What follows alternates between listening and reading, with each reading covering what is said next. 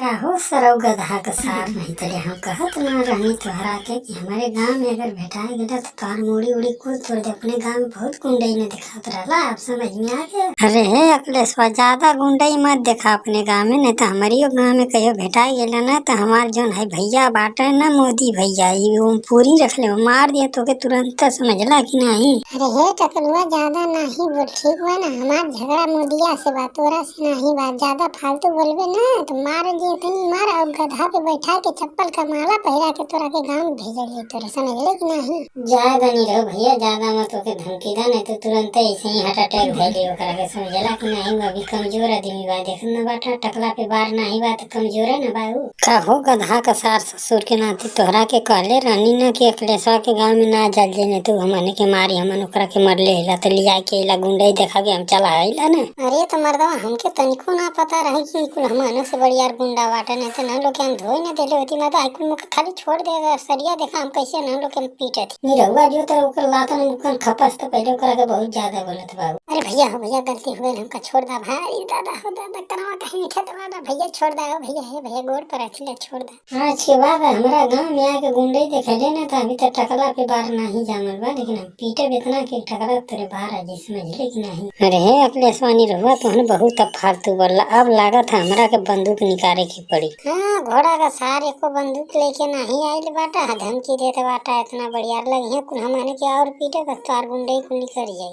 चुप भसड़ी वाले, हमके और पिटवाई पे का खाली धमकी देथिला, नहीं के तो खुदा छोड़ दिए।